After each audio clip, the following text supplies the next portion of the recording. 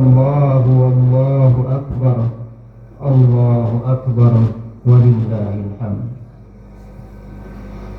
الحمد لله الحمد لله الذي هدانا سبل السلام وأفهمنا بشريعة النبي الكريم، وأشهد أن سيدنا ونبينا محمدا عبده ورسوله.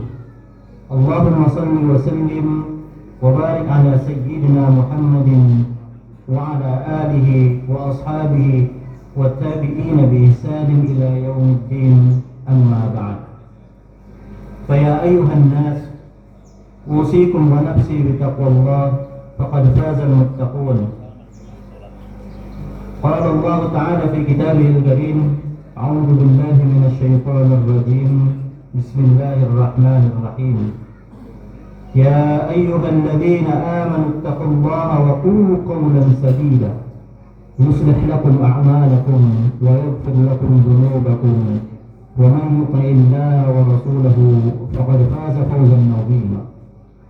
وقال أيضا: يا أيها الذين آمنوا اتقوا الله حق تقاته ولا تموتن إلا وأنتم مسلمون. صدق الله العظيم. Ma'asyiral muslimin, jamaah salat Idul Fitri yang dirahmati Allah Subhanahu wa taala. Pertama-tama yang paling utama dan yang selalu harus kita utamakan adalah marilah sama-sama kita sempurnakan rasa syukur kita kepada Allah Subhanahu wa taala.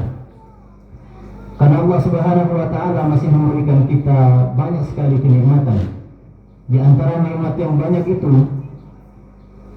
nikmat yang paling penting adalah nikmat iman, nikmat Islam, dan juga nikmat sehat walafiat. Yang dengan nikmat-nikmat itu semua, alhamdulillah, pada pagi hari ini kita dapat berkumpul di balai warga RW 11 ini untuk menjalankan sebuah ibadah salat Idul Fitri berjamaah.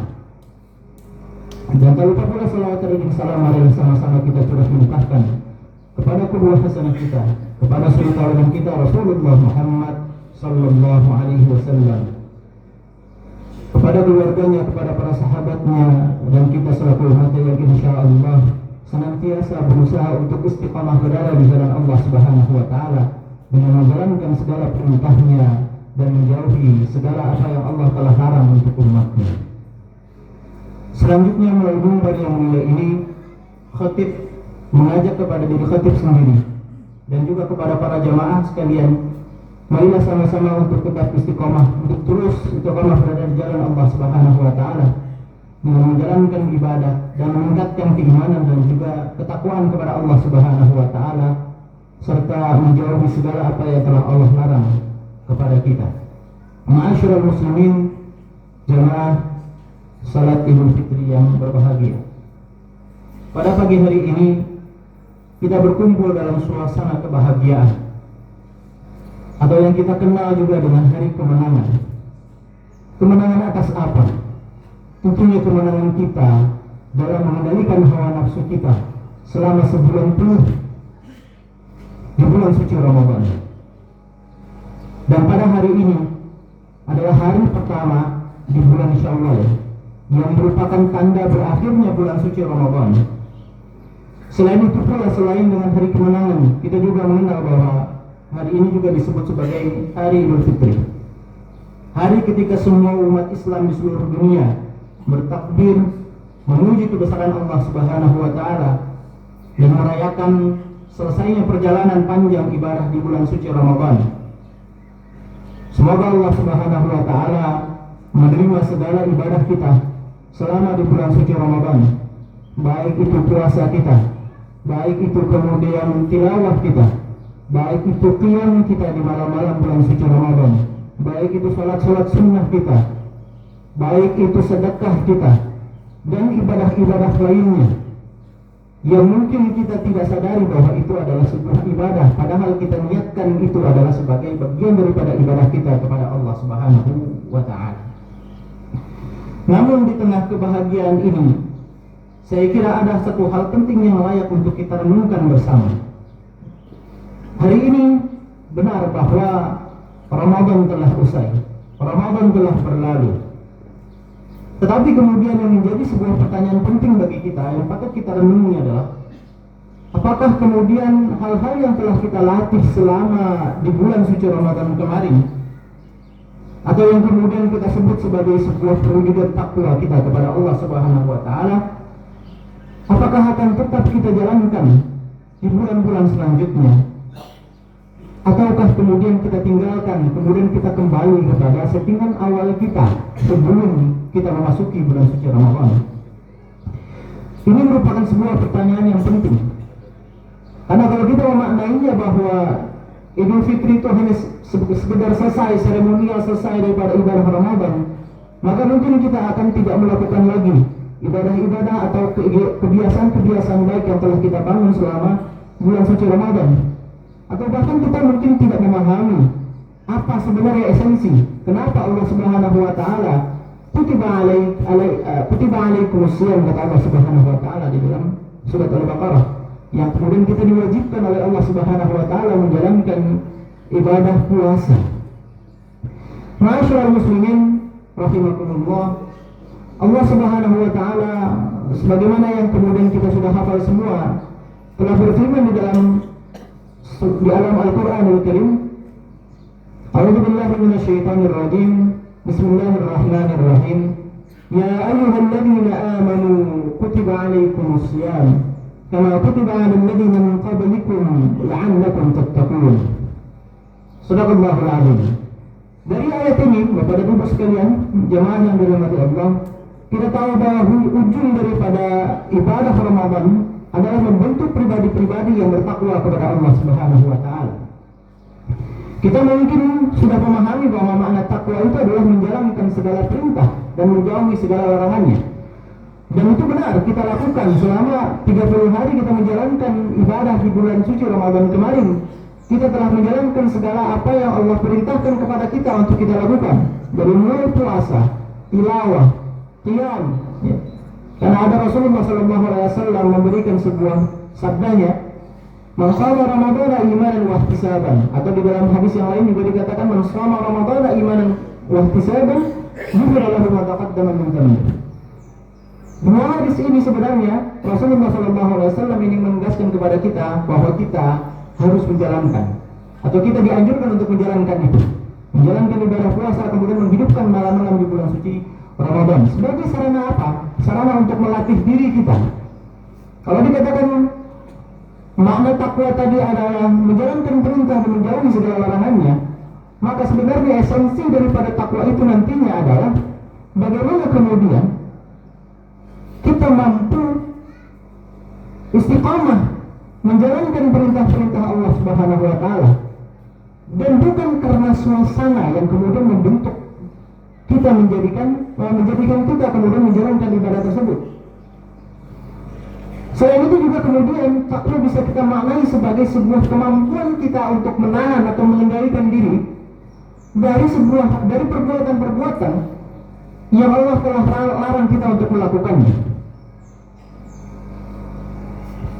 Kalau kita tarik lagi esensinya, nanti kita akan dapati bahwa esensi daripada ibadah puasa adalah pengendalian diri, karena semuanya bermuara daripada itu.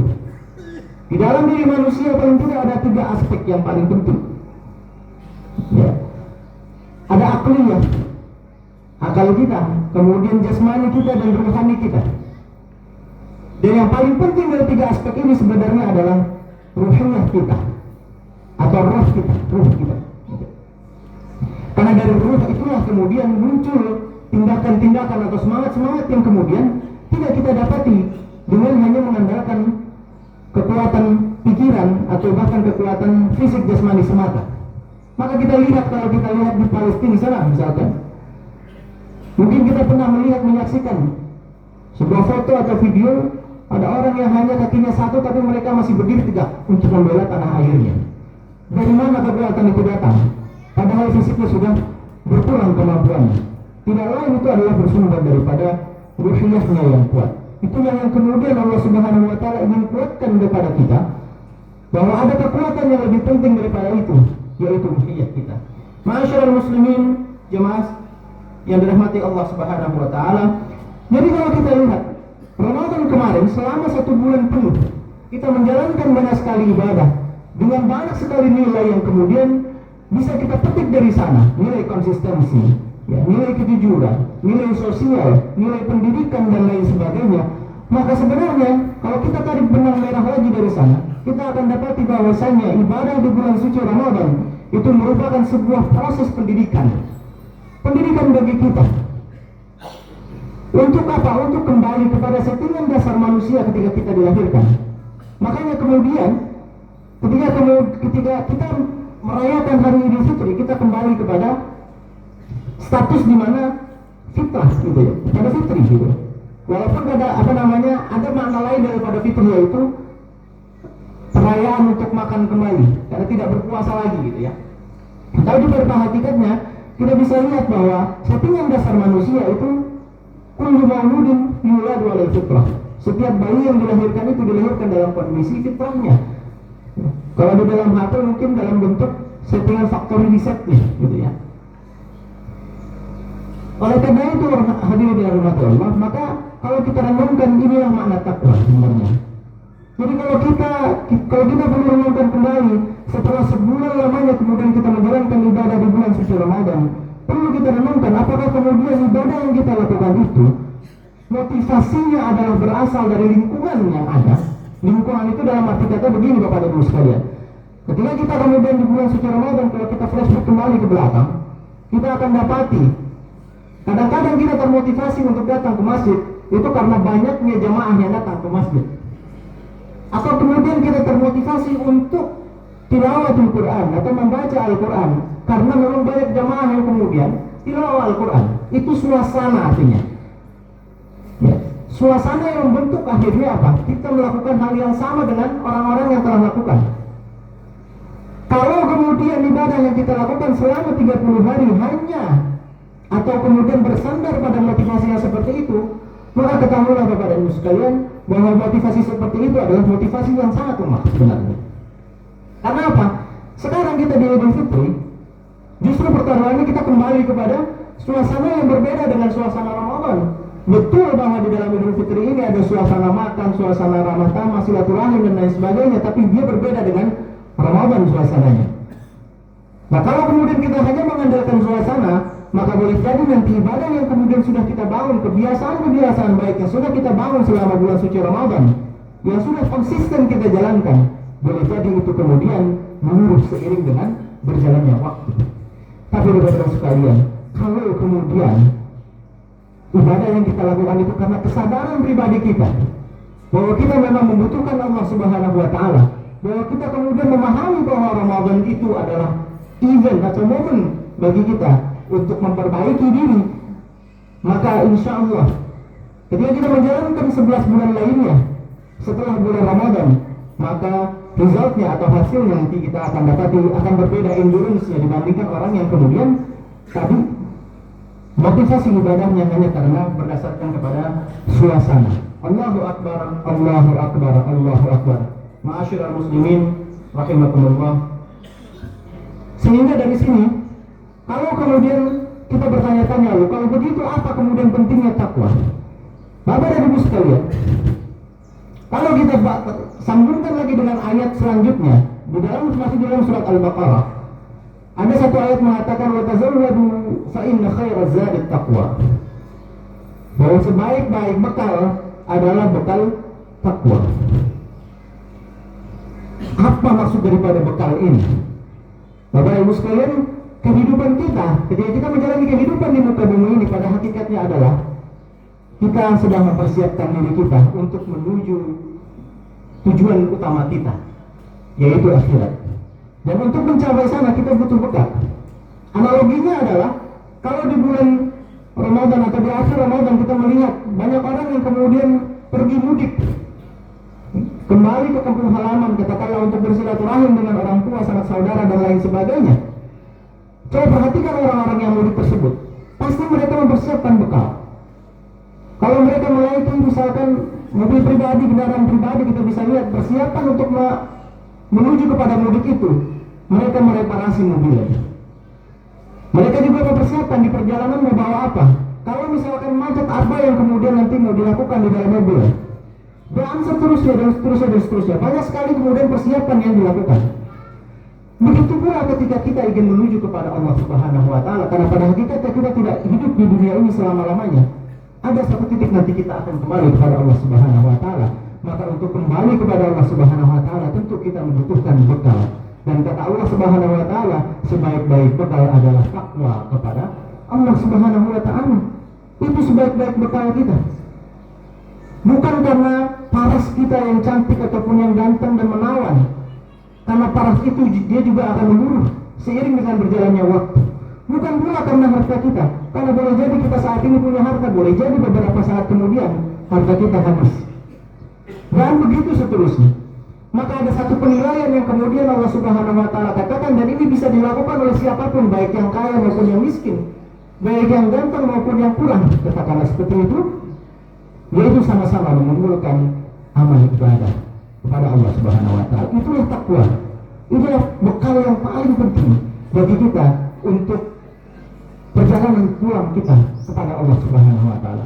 Ma'asyiral muslimin, jamaah yang dirahmati Allah, kalau kemudian kita ukur dari sisi dampak lagi, kalau kita ukur dari sisi dampak, ada banyak sekali ayat di dalam Al-Quran yang kemudian akan memberikan dampak bagi orang-orang yang kemudian mempertahankan dirinya untuk tetap berada di jalan ketakwaan kepada Allah Subhanahu wa Ta'ala. Wa yarzuquhu min haitsu la yahtasib, misalkan. Salah satu ayat yang kemudian itu membuat motivasi kenapa kemudian kita tetap harus berada atau istiqomah berada di dalam ketakwaan kepada Allah Subhanahu wa Ta'ala. Atau bahkan nanti bukan hanya individu pribadi. Bapak Ibu sekalian, perintah puasa itu hanya untuk orang-orang yang beriman. Sekarang orang yang beriman itu ada berapa juta orang di seluruh dunia ini. Kalau di dalam RW kita saja ada berapa ratus kakak atau berapa, ya katakanlah berapa ratus jiwa di sini. Kita kalikan misalkan di Indonesia berapa, kemudian dunia berapa, semuanya menjalankan hal yang sama. Kalau semuanya melakukan hal yang sama juga, memahami hal yang sama, kita bisa lihat sebenarnya akan memiliki dampak yang cukup besar. Dampaknya bisa jadi nanti pada keluarga, pada masyarakat, dan juga pada kehidupan kita dalam bernegara. Makanya kata Allah Subhanahu wa Ta'ala di dalam ayat yang lain, walau anna ahlal qura amanu wattaqau lafatahna 'alaihim barakatin minas sama'i wal ardh. Ini mengatakan bagaimana kemudian walau anna ahlal qura. Ahlul qura itu adalah penduduk suatu negeri yang kemudian kalau mereka beriman dan bertakwa maka ada ganjarannya. Lafatahna 'alaihim barakatin minas sama'i wal ardh. Allah akan bukakan pintu-pintu keberkahan dari langit dan bumi. Allahu akbar, Allahu akbar. Allahu akbar walillahil hamd. Ma'asyiral muslimin, jemaah yang dirahmati Allah. Oleh karena itu, maka sudah sepantasnya lah bagi kita kemudian ketika kita memasuki Idul Fitri, jangan kemudian kita tinggalkan kebiasaan-kebiasaan baik yang telah kita bangun selama 30 hari menjalani ibadah di bulan suci Ramadan. Baik itu sholat kita, baik itu puasa kita, baik itu tilawah kita atau interaksi kita dengan Al-Quranul Karim, tetap harus kemudian kita jalankan. Berbekal apa? Berdasarkan kepada motivasi kita bahwa ini adalah sebuah kesadaran, berangkat dari sebuah kesadaran, bukan karena suasana semata. Oleh karena itu, Bapak Ibu sekalian, marilah sama-sama kita memohon kepada Allah Subhanahu wa Ta'ala tentunya. Setelah kita berupaya 30 hari di bulan suci Ramadan, dan tentunya nanti kita akan berupaya untuk tetap mempertahankan keistiqomahan kita, menjalankan segala apa yang telah Allah perintahkan dan juga Allah larang kepada kita, dan menjauhi segala larangannya. Maka terakhir adalah kita mengadapkan doa, kita meminta kepada Allah Subhanahu wa Ta'ala agar kita diberikan keistiqomahan, agar